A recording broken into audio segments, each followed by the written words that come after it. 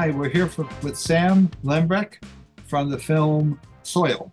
Welcome. Thank you for joining us and tell us about yourself and introduce yourself.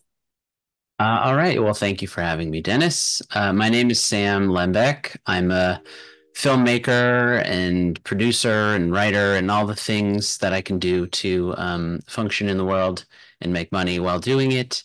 I was born and raised in California, Los Angeles, went to film school at USC in grad school, and hit the ground running. I got a job on a TV show as an assistant, the showrunner's assistant, and I was there for about 6, 7 years. Eventually, doing some writing on the show. The show is Rizzoli and Isles. It was a cop show on TNT, and from there, after the show got canceled, I started doing just videos for people, social media things, and uh, commercials, and just sort of all over the place because I went to film school for directing, ideally, and um, I was pretty savvy with the camera and editing, so I was able to do a lot myself. And now I work as a like a producer, editor, shooter, edit all the things for a marketing company, doing content for people, for companies, about us videos, overview videos, all of that kind of stuff. And never and then along the way making films when I can, because you don't always make money making movies. So I made Soil a few years ago, or a couple years ago, finally releasing it last year, and it's I'm very happy with how it turned out. All right, good. We Yeah. answered half my questions, but we'll go through them Oh anyway. yeah, we can break it down. Okay.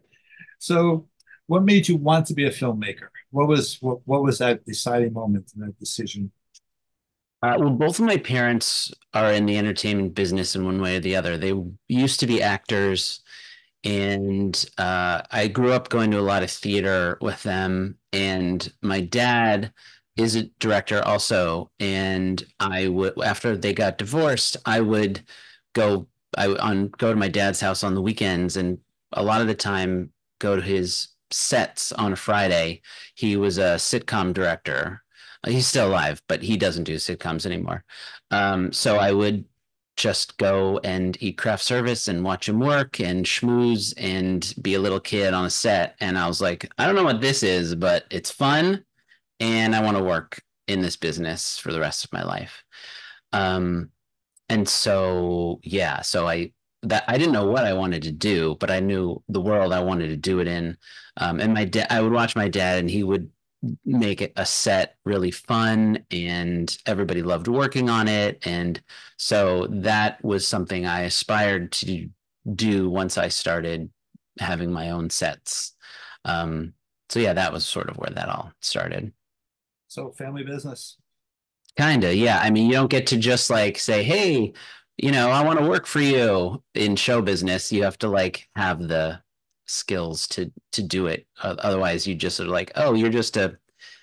I mean, it is a big. I've definitely met a lot of people through him. I can't deny that. But then, you know, you don't just get to Just just keep working had to if be you good at suck. what you did. Yeah, Right. yeah, I get it. yeah. Okay. So I guess you already answered how long have you been doing this and how many films have you made or how many films have you made? Let's I try mean, to. I've made a bunch of shorts over the years.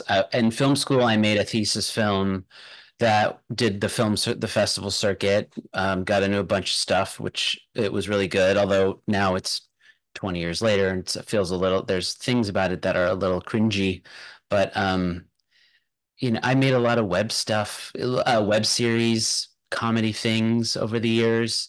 Um, but I've never made a feature. I'm working on a feature script now based on this short that is showing at the festival, just based on the themes and a couple of the elements of it. But yeah, just a lot of shorts. I guess my next question is you have support of your friends and family, and that sounds like a pretty resounding yes. Yeah, well, I will actually add to that for this short, Soil.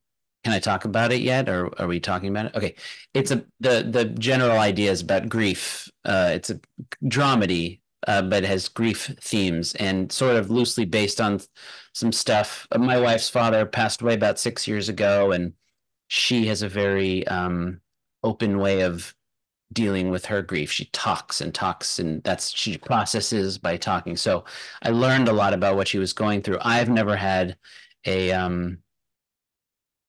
a death that's that close to me, but I loved my father-in-law and we were very close. Oh, but I'm sort of getting off course. You asked me about friends, family. Um, when I was raising funds for the movie, I did like a Indiegogo Mhm. fundraiser thing.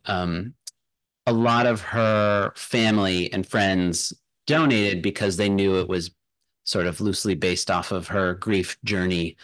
And so the support for this movie was so big from our circle. It was really special. This movie didn't like kickstart my career in a major way or anything. But it is a really special project because Mhm. it says a lot about who he was, and it touched all the people who were touched by his passing. And so it is very satisfying at the end of the day, this one. That's great. Yeah. That's really great. Yeah. My next was going to say, what made you decide to make this movie? Half-assed. If Yeah. you want to talk more to that, you certainly can. The This, only thing I'll add is it's really fascinating how someone can go from losing someone you love to being able to function in the world again. And so that was really like interesting to sort of think about. So that's where that came from. And then I also like gardening. And so there's a gardening element a big gardening element in the short. okay. All right.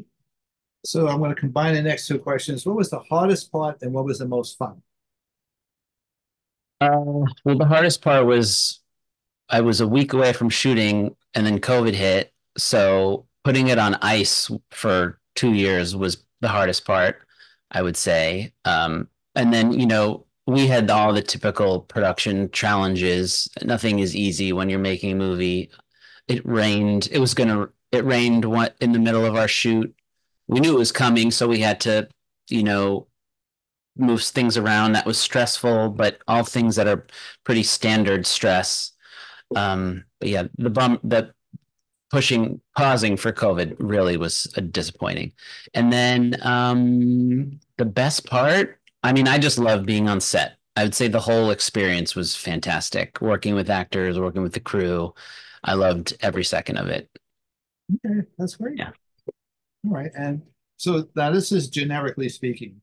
When you finish a product, when you finish a film, are you Yeah. like, okay, there were some mistakes, I'm going to learn from those mistakes, and that one's done. I've released that child into the world. Or are you Mhm. always sitting there going, I'm going to go back someday and fix all those problems? What type of a person are you? Yeah, I think at this point I've made enough stuff to where like I know once it's out in the world, it's done. There's nothing I can do about it, and I'm able to live with the choices I've made. Okay. Even if some I don't love, I'm like, you know what, that's just part of it.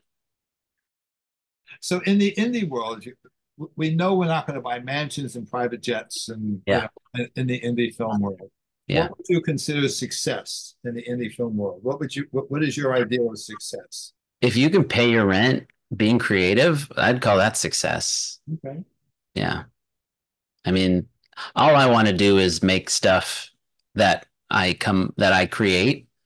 Um, and if I could get paid making movies or making TV shows, I don't need that's it's so satisfying.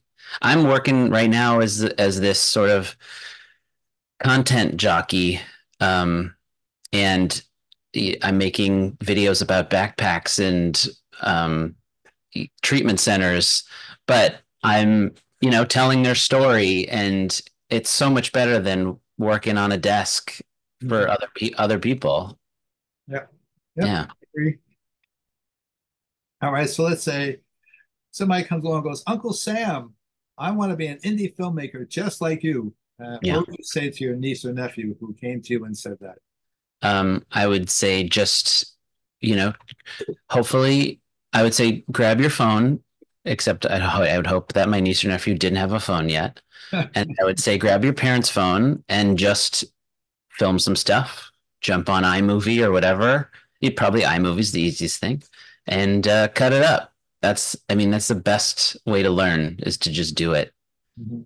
I went to film school and I had already messed around with cameras and made videos in my backyard by then. So I had sort of gotten over that sort of hump of trial and error. So when I went to film school, it was like really dialing it in, taking directing classes and learning how to talk to actors and stuff. That was really helpful for me. But yeah, I was shooting movies and editing like VHS to VHS when I was younger. Um, and then, it's so easy to cut stuff now. I mean, it's not easy to cut, but if you're interested, all the tools are so much easier to use now.